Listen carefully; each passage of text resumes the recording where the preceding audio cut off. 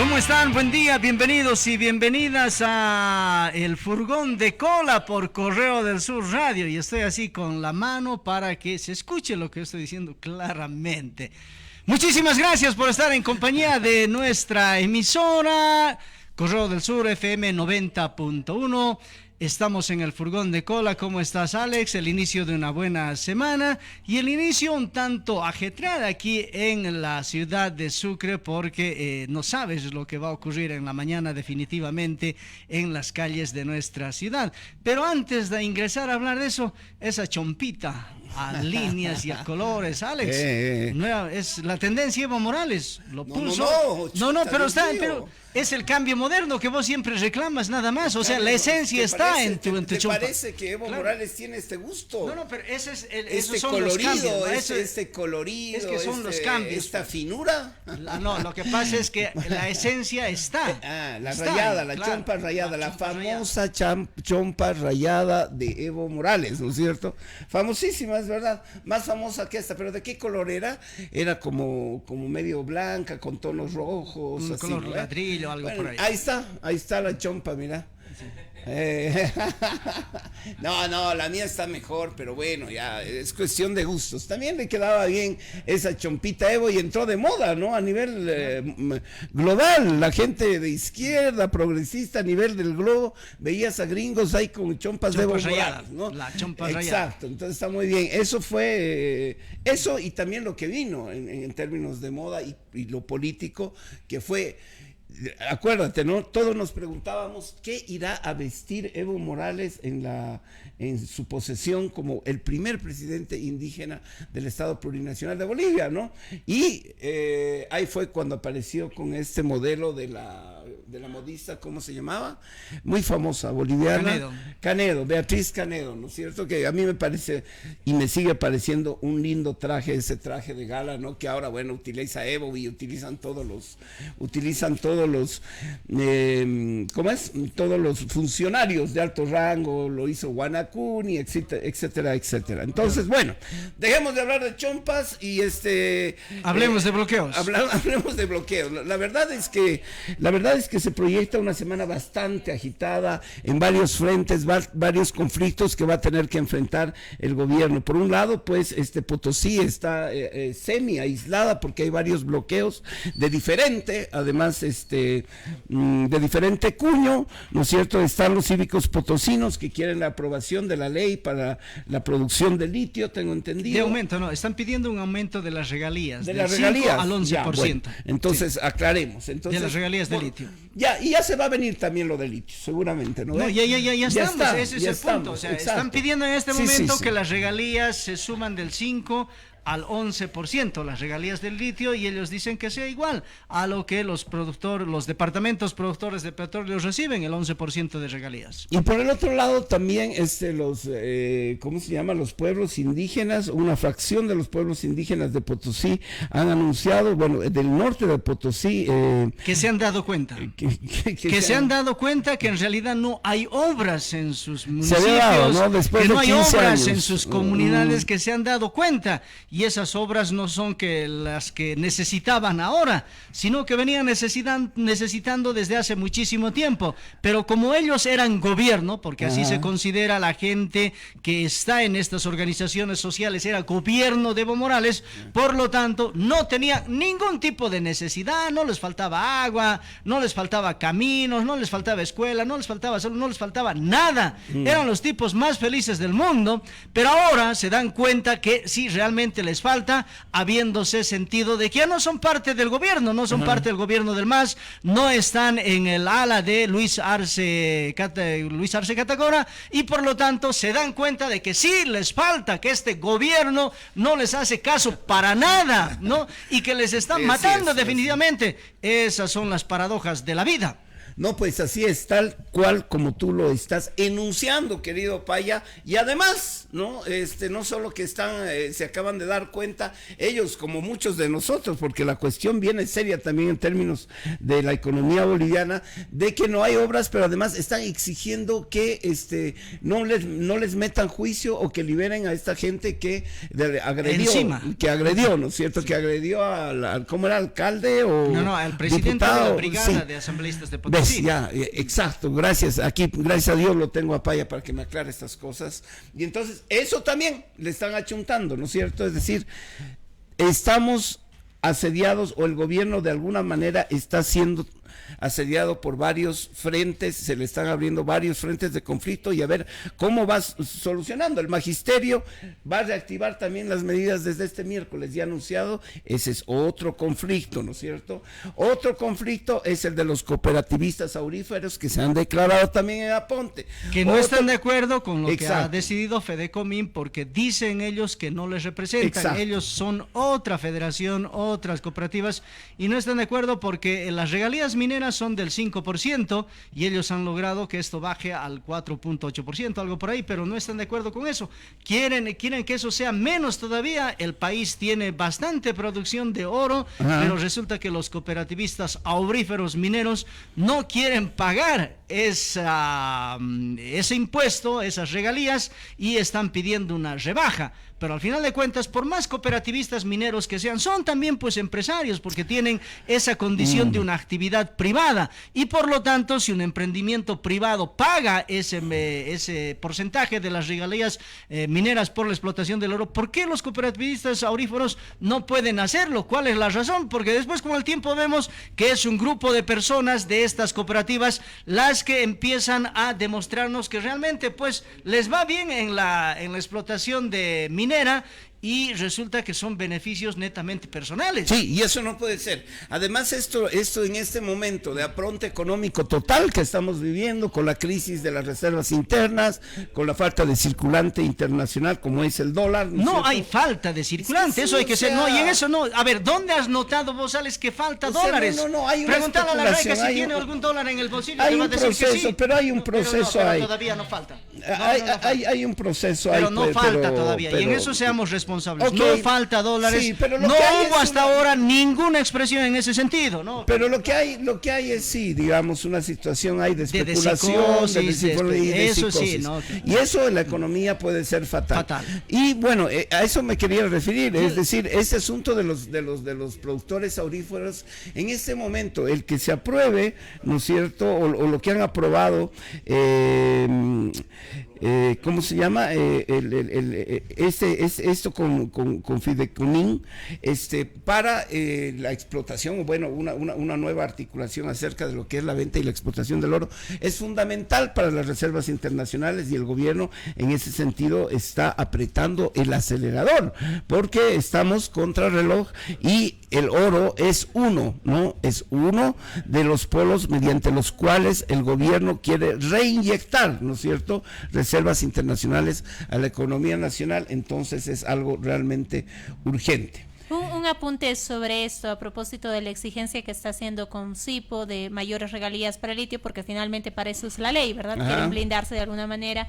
También debía apuntarse pues a solicitar mayores regalías, aunque yo no soy una entendida en el tema, pero mayores regalías a las empresas mineras y a las cooperativas mineras que sabemos no funcionan pues como tales, no son cooperativas en el sentido estricto de la palabra, son grandes empresas, y claro, como son cooperativas no se les exige como mayor tributo, y pues debía aplicarse esto para todo, ¿verdad? No, lo repito, yo no soy entendida en el tema, pero también debían exigirse regalías mayores a las empresas mineras y a las cooperativas. Para todos tiene que ser por igual, porque si uno va y observa cómo trabajan estas cooperativas mineras, uno se da cuenta de que han sido 40 los fundadores, y después resulta que estas cooperativas no quieren recibir a ni un socio más, y lo que hacen es contratar a trabajadores para que se los trabajen para para ellos, ¿no? Entonces, ¿qué es lo que hacen? Estas personas se convierten pues ya en patrones, ¿no? Porque empiezan a contratar y atenidos a esa su condición de decir nosotros somos cooperativistas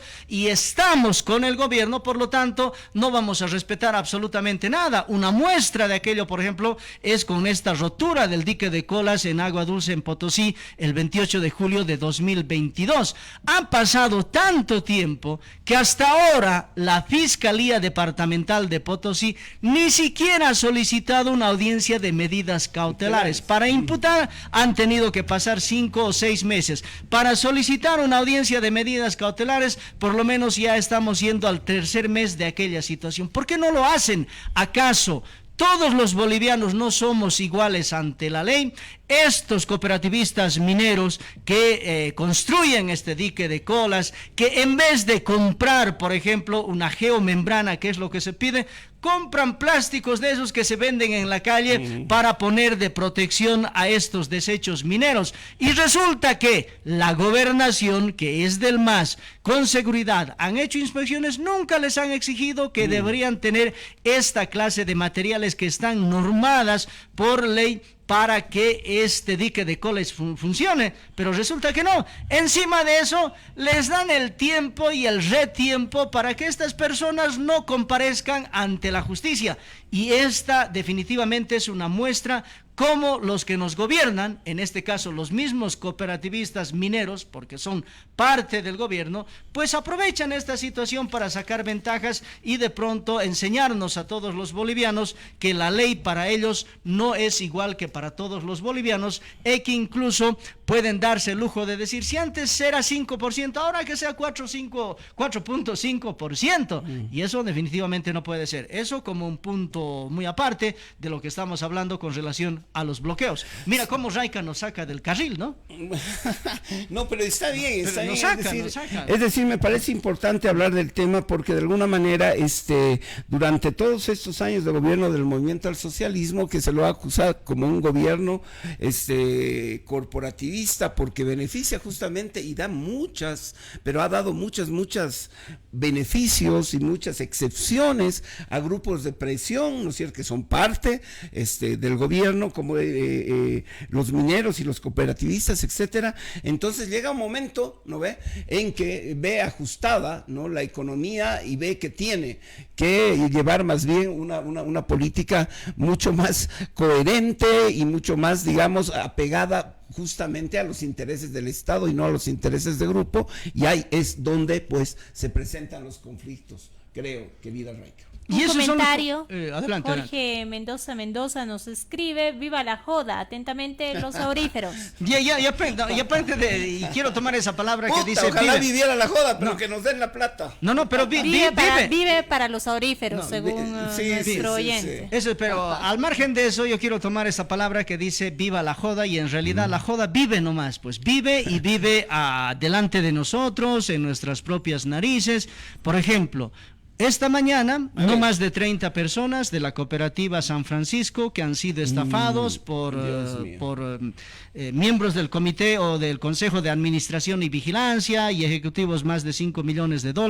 Esa es la estafa que se ha registrado aquí. Vienen y bloquean antes de las 8 de la mañana aquí en la calle Pilinco, frente al Tribunal Supremo de Justicia, y la policía lo que hace es cerrar una cuadra, cerrar la otra cuadra, y que el resto siga nomás con la joda, porque hay que llamar a ese tipo de expresiones, que es pues nomás una joda, porque empieza jodiendo al resto de la gente. Hay personas que tenían que llegar a sus trabajos y no lo podían hacer, un congestionamiento total. Entonces esas cosas nadie niega que las personas tenemos derecho a la protesta, nadie lo niega, pero el hecho de decir yo tengo derecho a la protesta, puedo agarrar y cerrar cualquier calle el rato que me dé la gana y perjudicar al resto de la gente, no, tampoco no, y en eso debemos ser claros. Pero joda mayor es la que hace la justicia, discúlpame con esa gente, ¿verdad? Ponte en el lugar de esas personas estafadas. O sea, no, pero por más allá de eso, o sea, hay medidas de presión y hay medidas de presión. No por la dimensión del perjuicio yo voy a decir, ese bloqueo se justifica y el otro no. Simplemente yo creo que hay cosas que sí se deberían tomar. Yo voy a seguir insistiendo en que el bloqueo no debe ser un arma legal de protesta de cualquier boliviano, porque eso termina perjudicando al resto de la gente que nada tiene que ver. A ver, en este caso que ponía, un problema que ante la cantidad de ciudadanos representa siendo minúsculo, en cuanto al número representa siendo minúsculo. En cuanto al tiempo transcurrido y demás cosas, pueden tener razón, efectivamente, tienen razón, pero eso no implica que tengas que perjudicar a toda una gente que necesita movilizarse a esa hora de la mañana. A las 9:30, 10 de la mañana, en la Plaza 25 de Mayo, los vendedores del Estadio Patria llegan al frontis de la gobernación y deciden bloquear. No pasaban más de 50 personas. Otro grupo minúsculo con relación al resto de la gente que quiere hacer sus actividades, que tiene el derecho a movilizarse, pero se ven perjudicados como y todo se convierte en una joda. Y eso definitivamente no puede ser. No hay ninguna autoridad que venga y decirle, señor, ustedes no pueden protestar, o quieren protestar, párense frente a la institución a la que ustedes quieren hacer conocer su protesta, busquen el diálogo y vean, pero no, vos sales y bloqueas y punto, y después nadie ni siquiera te saca la lengua. Y cuando te digo nadie te saca la lengua, me estoy refiriendo de las autoridades que están llamadas a darnos o a garantizarnos a la mayoría de los ciudadanos o a todos los ciudadanos este derecho a la movilización que tenemos, porque si no, esto se va convirtiendo pues en una joda, Alex. Bueno, vamos a leer más comentarios. José Rocha, buen día, José, bienvenido nuevamente al Furgón de Cola, gracias por escribirnos. Dice, el gran ausente es la sociedad civil en el tema de los auríferos. Ningún sector de la sociedad civil se pronuncia contra la usura de los auríferos. Eso ya es usura, según... Se pronuncian los indígenas de tierras bajas, pero nadie les hace caso. Ojo, ¿no? Entonces, bueno. Y con respecto a esto de los bloqueos, etcétera, sí, pues es digamos, un recurso que lo hemos naturalizado y que básicamente bloqueamos por todo y por nada, ¿no? Muchas veces, como dice Raica, no hay que perder el lado humano, obviamente, con gente que... Pero ¿cuál es el lado humano? ¿Dónde? No, es decir, hay desesperación muchas veces y como no hay canales de solución en términos institucionales, entonces, claro, vamos al bloqueo. Es como un grito desesperado al final de cuentas, y no es que esté de acuerdo con el bloqueo, te lo estoy diciendo. Pero es decir, se lo hace para lo uno, para lo otro y para lo demás allá. Es decir, para todo y por nada, por más decir, se puede entender ciertas veces, pero el bloqueo es mejor. Es que no podemos agarrar y entender la situación de un bloqueo por la dimensión del efecto que tiene con la persona que está bloqueando. No puedes decir, estos pobres han sufrido 13 años, por lo tanto, tienen derecho al bloqueo. En cambio, estos apenas han sufrido un año, no tienen derecho al bloqueo. No podemos agarrar y tomar esas características de dimensión para definir. No es que yo sea malo, lo que pasa es, esta gente sufre, hay problemas y demás. Pero al otro lado, también hay gente que debe cumplir con muchas cosas, que necesita llegar puntual a su trabajo, que necesita entregar un encargo, que de pronto está llevando un medicamento, que hay un montón de necesidades de la gente y no podemos definitivamente pues aceptar que un bloqueo venga de donde venga, pues tenga que perjudicar al resto de la población que nada tiene que ver en ese problema. Si el día de mañana salieran a bloquear los maestros, el resto de la gente que se perjudica igual, se perjudica. Entonces yo creo que esto del bloqueo ya tiene que acabar definitivamente en el país. Sería lindo, a mí me parece, que se consultara a través de un referéndum a la ciudadanía boliviana si está de acuerdo con que el bloqueo sea un arma de protesta. Y si de pronto dice la ciudadanía sí, bueno, ni modo, pero si la ciudadanía dice no, entonces tendría que ser no, porque no podemos nosotros mismos hacernos daño, todos los bolivianos, ¿no? Se bloquea aquí, se bloquea allá, perjudicamos al desarrollo de la economía, a nuestro propio desarrollo, venga de donde venga el bloqueo. No, está bien. Esa es mi posición clara en ese sentido. O sea, eso sería y no lo quiero ideal. ponerle aquí medias tintas ni nada, ¿no? Así. Claro. decía el radical, No, está en este bien, caso está sí, bien, ya sí. está cansado, Sí. Paya, así que cuidado, ya se cansó.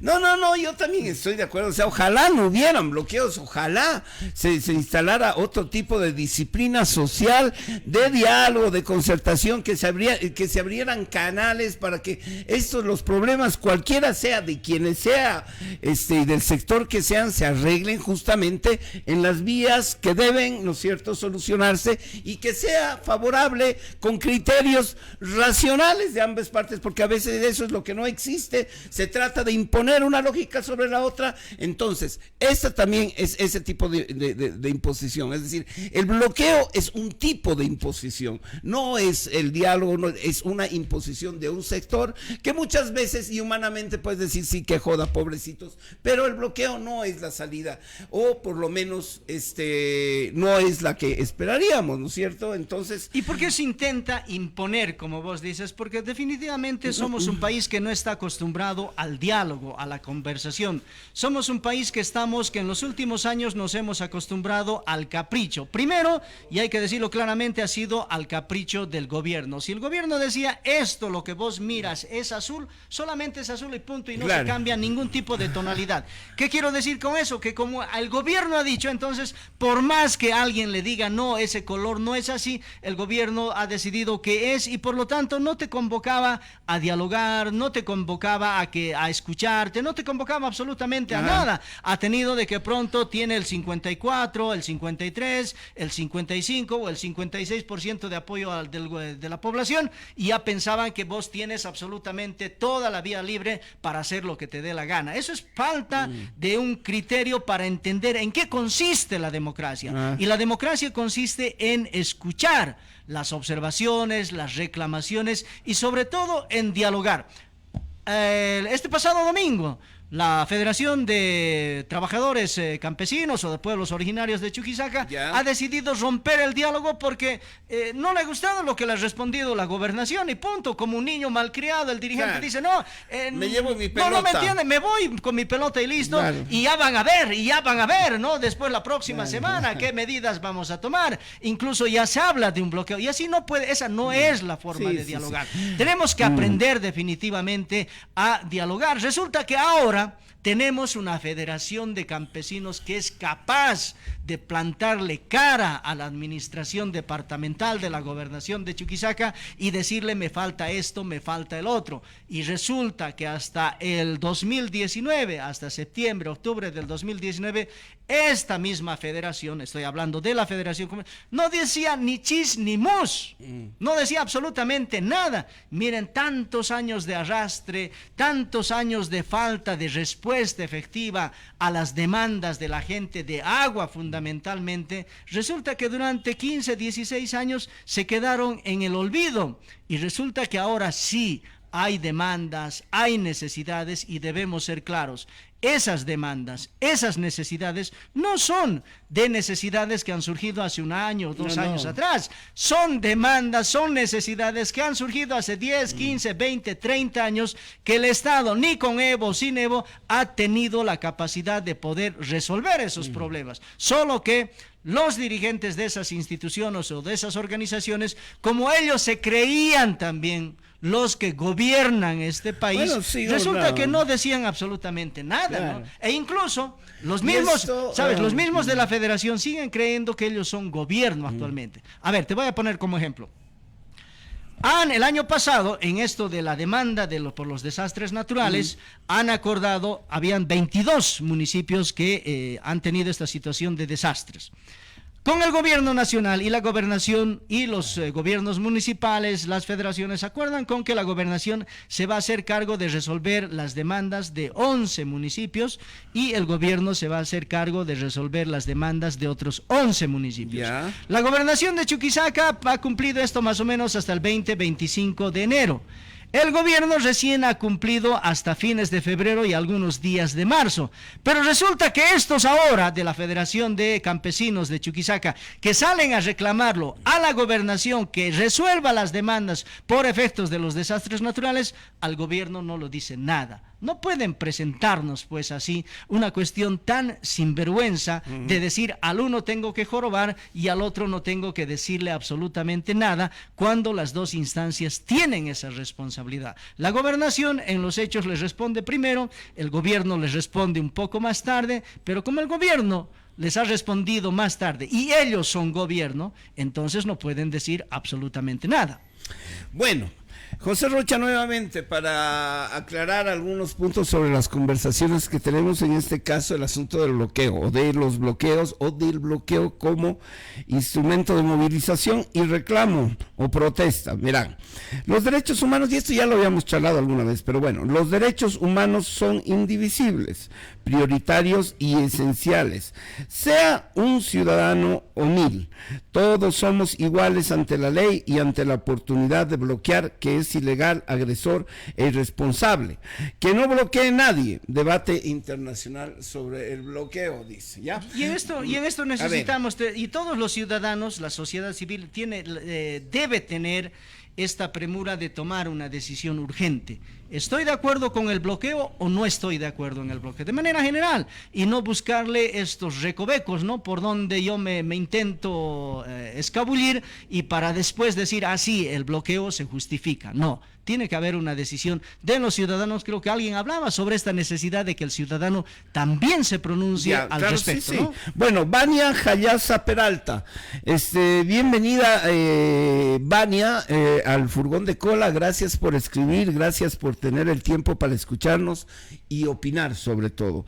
Vania Jayaza Peralta dice, acerca del bloqueo, seguimos, es una medida de acción directa, es una medida de presión.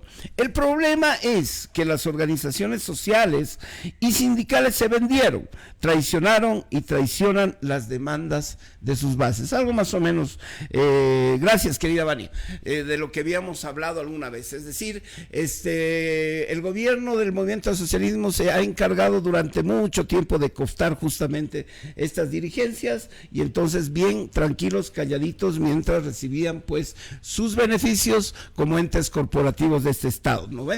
Entonces es eso. Ahora, con respecto a lo que pero Vania dice, es una medida de acción directa, es una medida de presión. La pregunta es, ¿legal o ilegal? Ya, bueno, sí, ese es el debate. Según ese es el debate. Tus derechos terminan de donde comienza el derecho del resto. Supongo que eso se podría aplicar acá, sí. Es decir, si tu derecho, o sea, no puedes pues joder al resto, ¿no es cierto? Gente que en definitiva es inocente, es decir, o sea, nosotros yo que tengo que ver, digamos, con los auríferos por ahí, ¿no es cierto? No, pero y te van a bloquear. Pero voy a sufrir, o sea, la inaplicabilidad la habilidad la inhabilidad, la inutilidad, digamos, del gobierno, el Estado, los mismos dirigentes de poder dialogar y establecer acuerdos mínimos que impidan que jodan al resto de la gente que no tenemos nada que ver muchas veces, ¿no es cierto? Ahora, ¿qué está pasando? ¿Por qué hay ¿no ves?, sectores sociales, campesinos que están reaccionando, ¿no es cierto? Después de 14 años, a que no había habido esto, no había habido lo otro, lo demás allá. Eso ya en este momento de la política boliviana es bastante sospechoso y suena pues como también movimiento político ya tratando de desestabilizar, atacando al gobierno desde el mismo interior del movimiento al socialismo. Y en cualquier momento vamos a tener un bloqueo en el Chapare. Claro, y eso es una huevada. O sea, hay que acordarnos que la descomposición de estos grandes partidos como lo fue el MNR en su tiempo, así paquidérmicos, enormes, con niveles así totales de poder, ¿no es cierto?, concentrado, siempre terminan perjudicando al Estado boliviano, es decir, el Estado entendido como todos nosotros, hermano. Es decir, ahorita están jugando con fuego. Evo lo que quiere ver es arder el mundo, no le importa, a mi criterio. Es mi criterio, ¿no?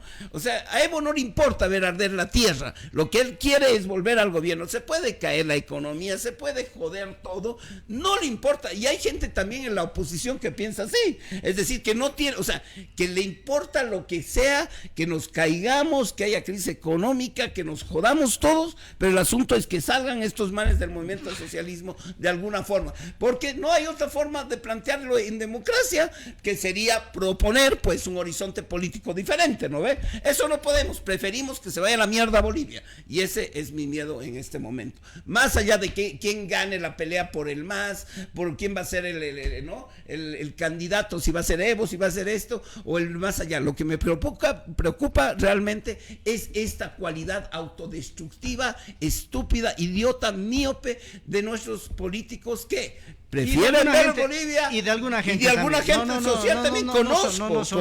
Conozco, sí, tiene razón. Que vive pensando en que tiene que irle mal a este gobierno, pero así que tiene que embromarse la economía, en sí, que se joda todo y punto. No, eso está muy mal. Tiene razón, es una sociedad civil también. Entonces comencemos a pensar realmente, como dicen, es palabra que se ha llenado en la patria, ¿no ve? No seamos antipatria. Eso es ser antipatria, ¿no? Definitivamente. Claro, eso es ser antipatria. Cuando no buscas la construcción del bien para todos, sos antipatria, claro, definitivamente. Y que se joda todos, o sea, que se joda todo para que salga a quien otro. Alex, y cuando nos demuestras que en una determinada circunstancia de creer que sos gobierno, que gobiernas este país, no dices nada, no reclamas, no abres tu boca para decir aquí también nosotros necesitamos, y después apareces como el dirigente más incendiario, más revelador de las cosas, de decir aquí no funciona esto, aquí no funciona esto, esa es una actitud de antipatria también. Exacto. Porque no ayudas a construir, porque ahí estás actuando de acuerdo a tu conveniencia, y el que nos está demostrando esa situación es el mismísimo Evo Morales, que cuando él estaba en el gobierno todo era absolutamente bien, que él sale y ahora se da cuenta que esta economía está mal, que la educación, la salud, la carretera, yo te digo, no va a ser nada. A abrir flancos de conflicto por todos lados, exactamente, ¿no? Y no va a ser raro, y no va a ser raro que pronto tengamos una amenaza, una advertencia desde el Chapare que van a querer bloquear esa vía que prácticamente es la vena aorta, haciendo una comparación con el cuerpo humano, es la vena aorta de nuestro país, porque ahí fluye absolutamente toda la economía, no solo entre Occidente y Oriente, etcétera, sino también la economía que nos ayuda en la exportación. Entonces, creo que estamos llegando a estos pasos, a esta posibilidad de que el país cada vez se convierta en estar más bloqueado, y bloqueado por acá, bloqueado por el uno, por el otro, y ojalá esto pueda. De pronto, esta situación nos enseña algo que necesitamos los bolivianos, de abrir canales de diálogo. De pronto, este problema que ha comenzado con el magisterio urbano sea una muestra de que sí se tiene que dialogar. El gobierno tranquilamente podía dialogar también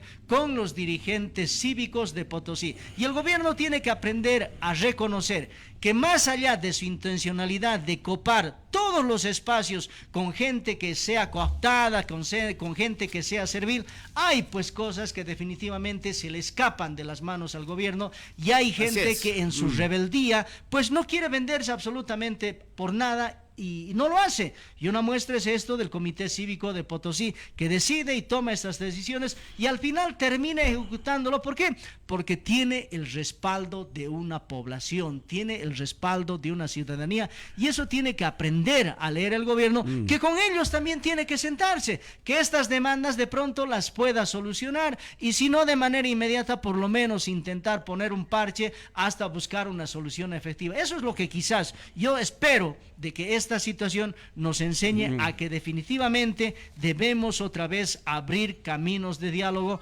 para resolver nuestros problemas, que por más que intente un gobierno de querer hacernos creer de que todo está bien, hay cosas que están bien efectivamente, pero de que el boliviano no puede tener o no debe sentir ninguna necesidad, eso está totalmente equivocado.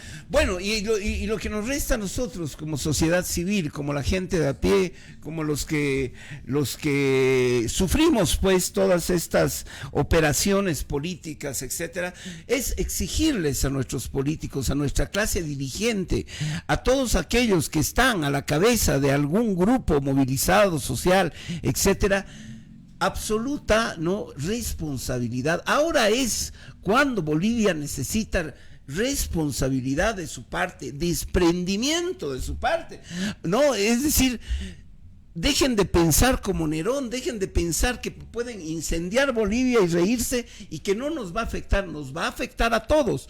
Esa idea loca totalmente empecinada de anular, eliminar, joder al enemigo, y por joderlo al enemigo puedes joder absolutamente todo, esa no solo que es una muestra de la no tolerancia, sino ya es inclusive criminal, pues eso ya es que cometer crímenes jodidos contra la población, si es que lo que haces es priorizar tu odio, priorizar tu revancha, ¿no es cierto?, a los intereses de las próximas generaciones y de nosotros mismos. Porque si se jode la economía, nos caemos todos. Entonces aquí están. Bueno, Evo Morales, sabemos cuáles son sus posiciones, sabemos cómo ha llevado siempre su lucha sindical, es hasta el final y valer madre, puede incendiarse Bolivia. Y eso ya está cantado. ¿Quién puede decir que Evo Morales no va a ser candidato en 2025? Nadie, absolutamente nada. Lucha por eso. Sabe él, claro, que tiene que ser el candidato y a muerte. Y eso está bien, ¿no? Y entonces, eso está dentro de sus derechos, sus posibilidades. Recibirá o no recibirá el respaldo de la gente, esa es otra cosa, pero ya. Ojalá lo hiciera de esa manera, pero su pelea es desgastar por todos los frentes. Mandar a este a joder, mandar al otro a joder por allá. Hay que reventar por este lado, que se vaya la mierda de la economía, nos vale Bolivia, pero hay que joderlo a este man, porque tenemos que volver al poder. Ese es el estilo de la política en nuestro país. Si es que vos sos dirigente o sos líder de algo, si no desgastas al otro, no sos nada. O sea, aquí no se considera qué tanto propones, sino qué tanto jodes y desgastas al otro. Hasta mañana. Hasta mañana y deje de joder.